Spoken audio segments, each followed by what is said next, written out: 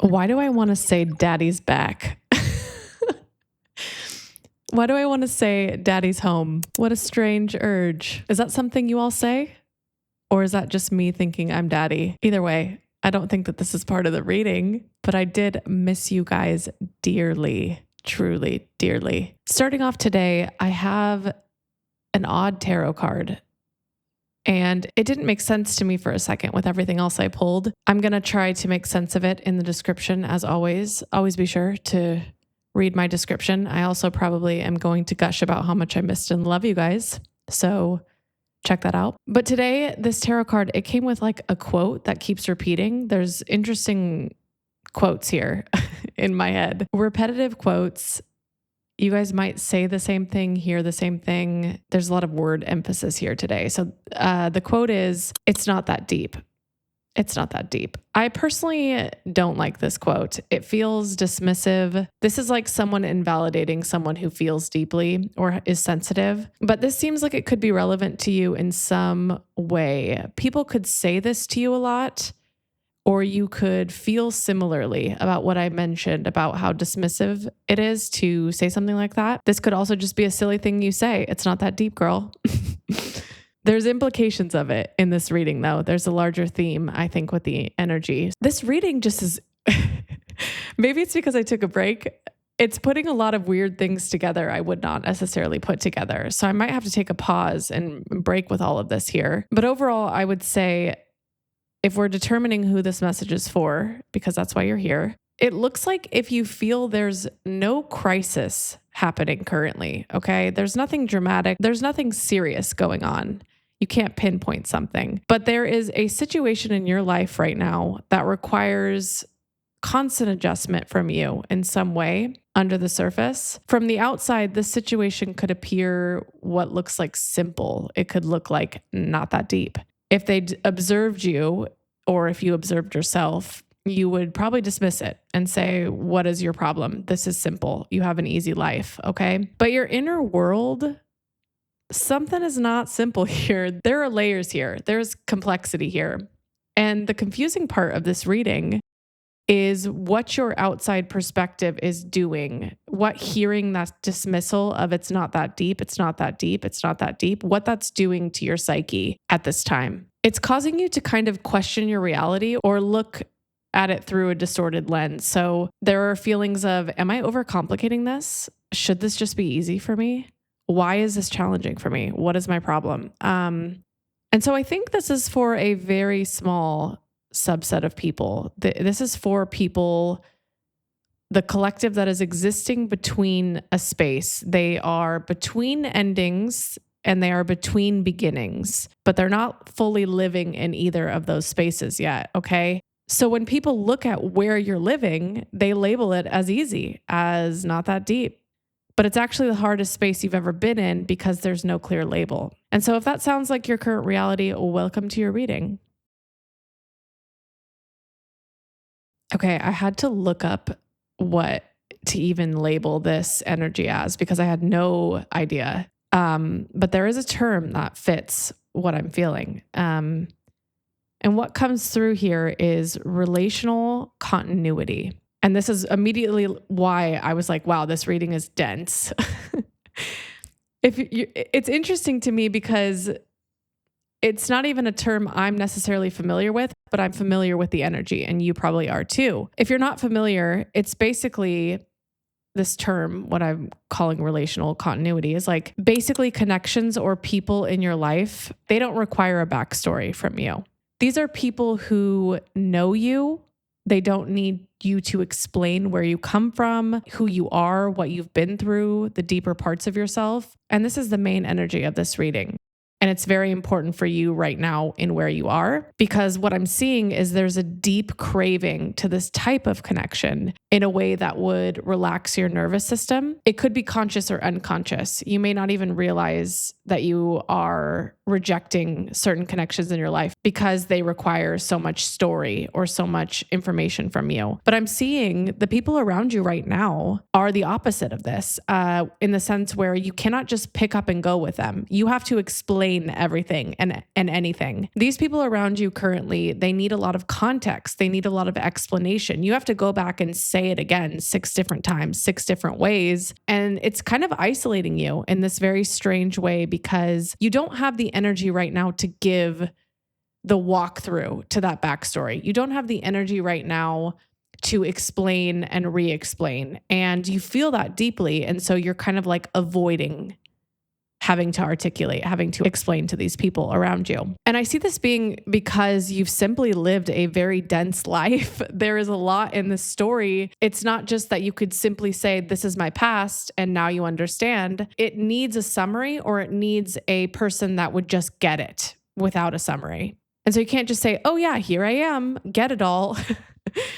It would take so much energy, and you recognize that on a soul level. You recognize the lives you've been through and how deep it is to explain why you are like how you are. So that is why you're in this space right now with what looks like you just simply are not engaging with connections. You cannot offer this explanation, and these connections cannot offer you the continuity, the ability to easily pick up and understand you. So you just avoid it entirely, which I think is reasonable. That makes sense. But if you didn't know, that's the main reason. And so I feel like this is really important to this reading, because what it's doing is it's showing me this isn't just a difficult time that you're experiencing. There is a larger umbrella here. There is a reason. It's actually showing your biggest need through your avoidance of connection at this time. And it's doing so purposefully. And so by not having it, you completely disengage. You cannot not have this thing. This thing is imperative to you. It is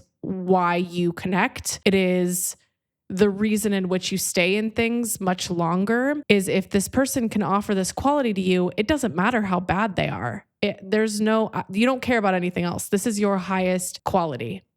Is they can see you and you don't have to explain everything. They just get it. It's not work.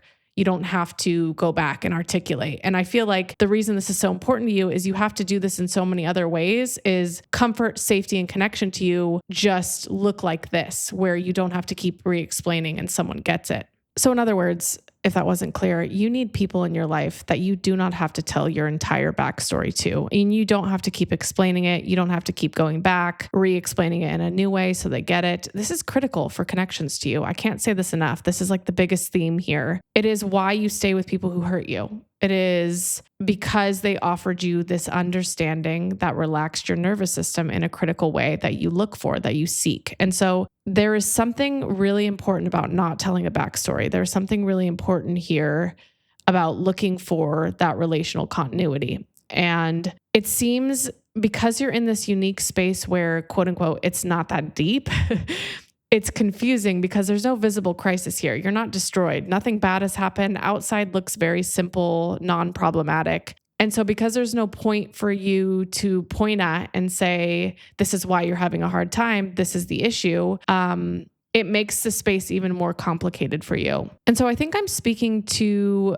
a group of people today to help them understand the weight or friction and be able to specifically draw the line with why there's this intense feeling, but no intense situation or environment to draw a point to, right? Like imagine you keep hearing, it's not that deep, it's not that deep, but like inside you're on fire. Like that's the energy today. And so right now, what it's kind of showing, like this environment, right? If we were to draw words to this, is it seems there's multiple levels of coordination you're holding energetically in this moment, in this space. And it's either conscious or it's unconscious. This could be like very literal, very like responsibility oriented, like jobs, weight, whatever. But this could also just be energetic. And there could also be simply nothing there.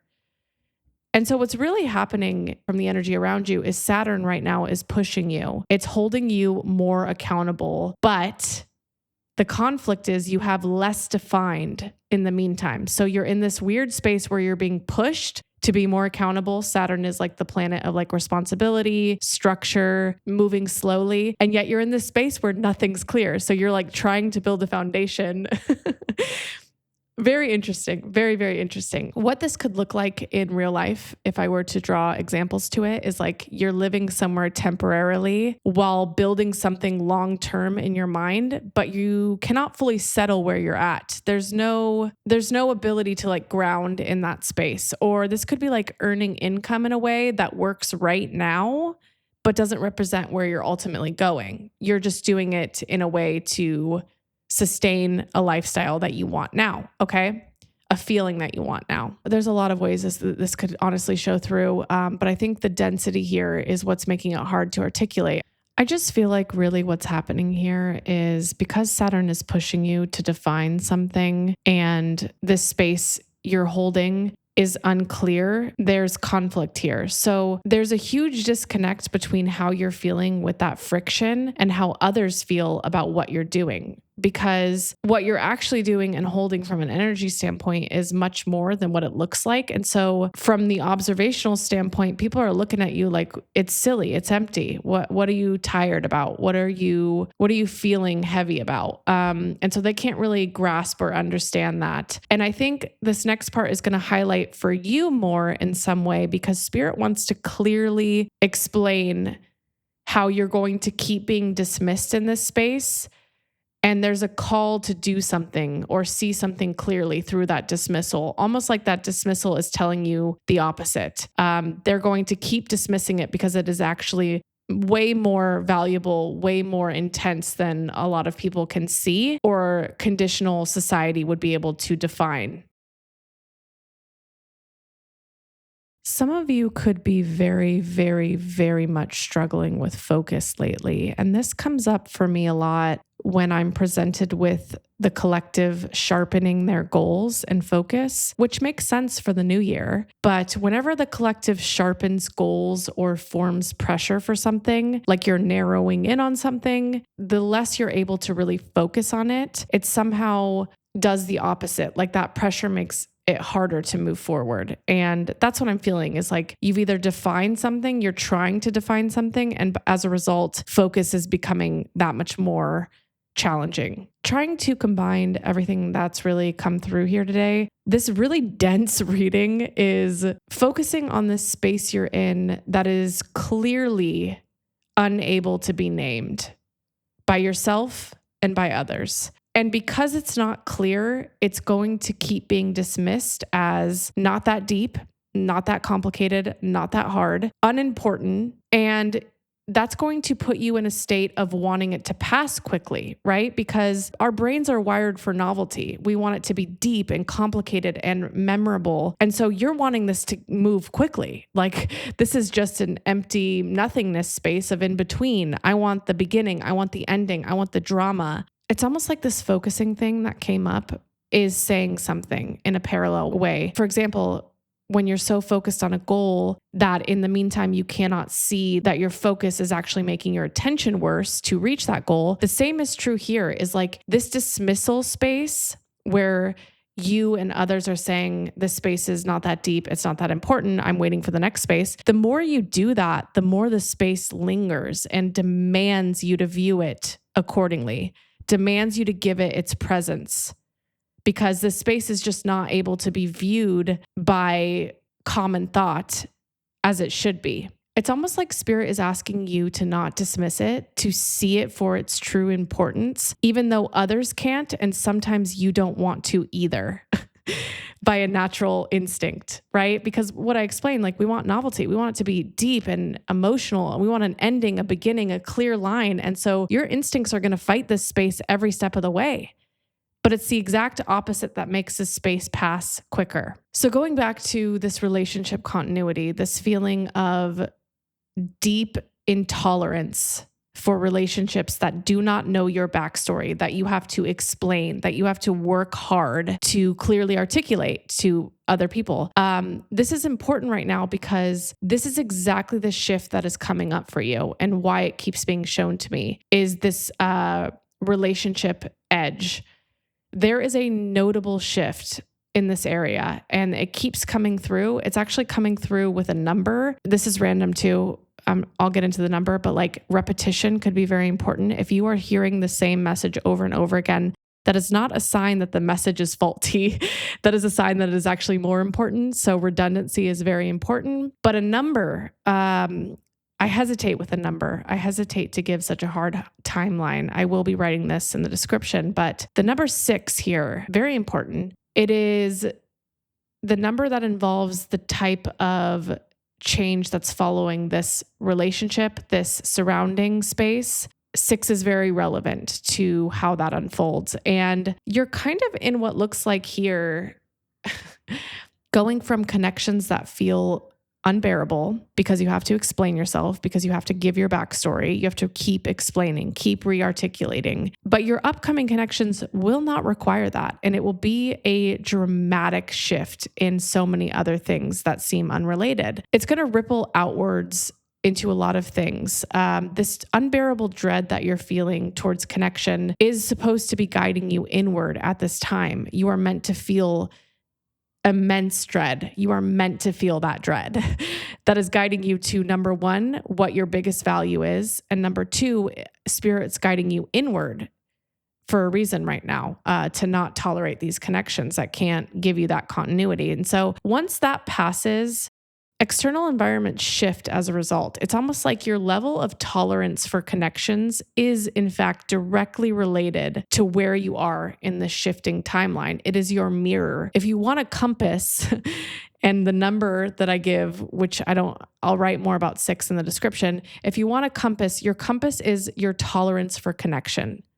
That is very, very, very important to how things are unfolding. If you don't have a tolerance for connection, this is an inward time, and it's very important that you fully integrate with this inward time. I have to keep repeating that. Redundancy is important, okay? So those coming with connection for you, like the incoming connections for you either will know you, they will be someone from the past that have that relationship continuity that you can clearly think of right now, or they will feel familiar enough that no real work needs to be done from you to explain. It's almost like a very bare essential explanation is enough. You don't have to keep going back. They get it.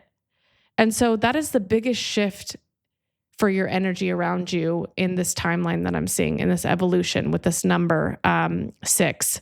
It's interesting.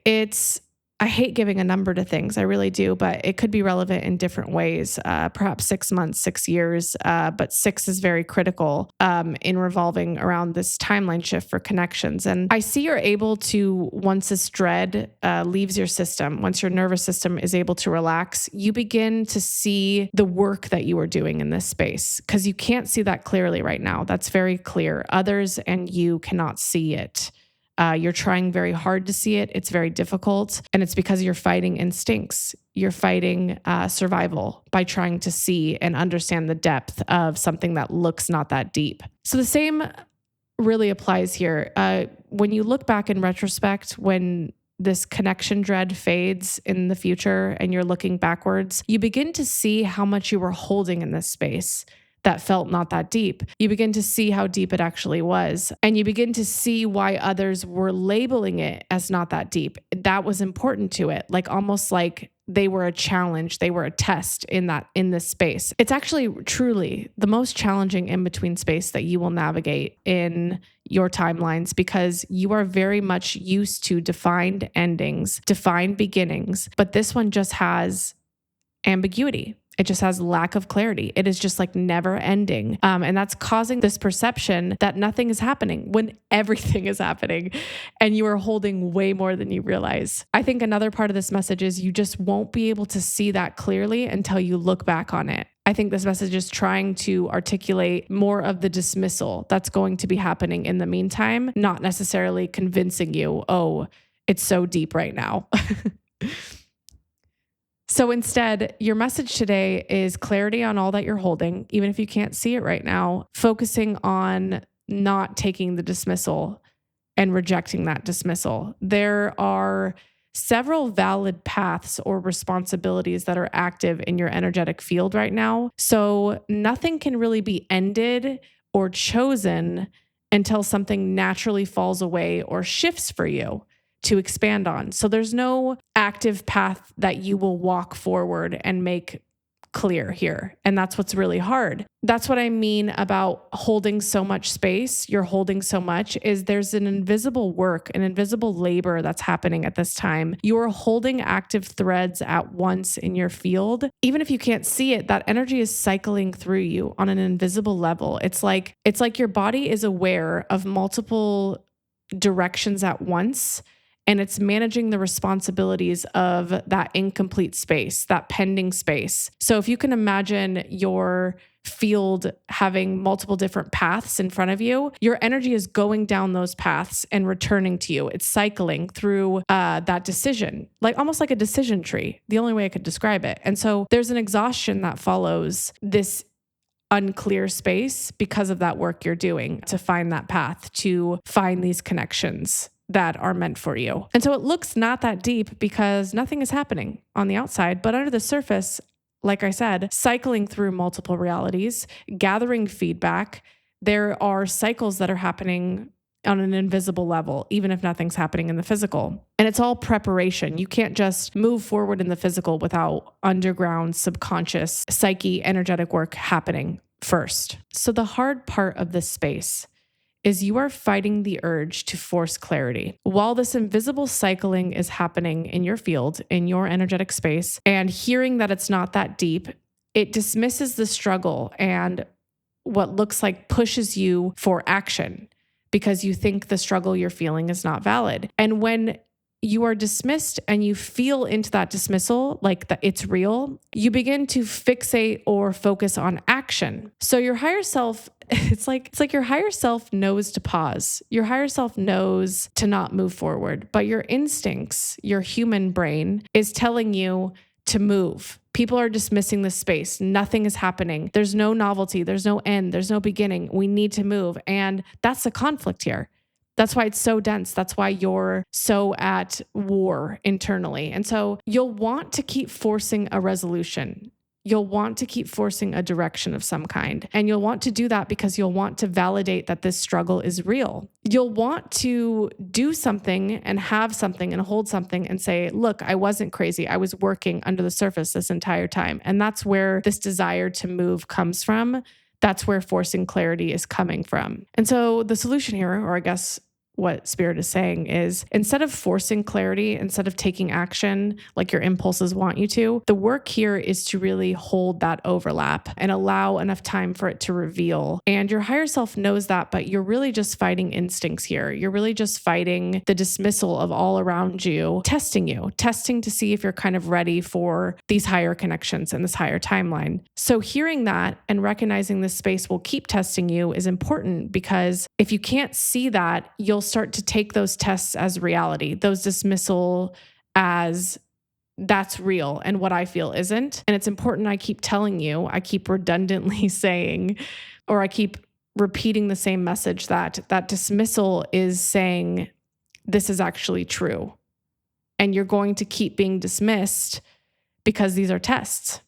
And unfortunately, testing is how reality works to ensure you're ready to hold the blessings that you're meant to receive. And so your higher self is guiding you right now. It is learning to discern even when others dismiss it, even when reality is saying otherwise. And once you discern that the dismissal isn't real, things will begin to reveal themselves to you. And where that new beginning is, you will eventually get out of this middle space. But this middle space is testing you. It's testing your discernment. It's testing your ability to stand even when people dismiss that it's true. And so this new beginning, truly, I mean, it's really exciting because it's specifically taking away this dread feeling for connection. And I see that being involving everything else in your life. You will no longer be around people who will make you explain yourself, your history. And that seems rather small, but it's precisely that energy that creates the alignment towards everything else in your life. That dread for connections is telling you to go inwards, and it's telling you to wait until connections can find you that don't require you to explain yourself. And that is huge on your path. That is critical. And that is why the space feels so prolonged.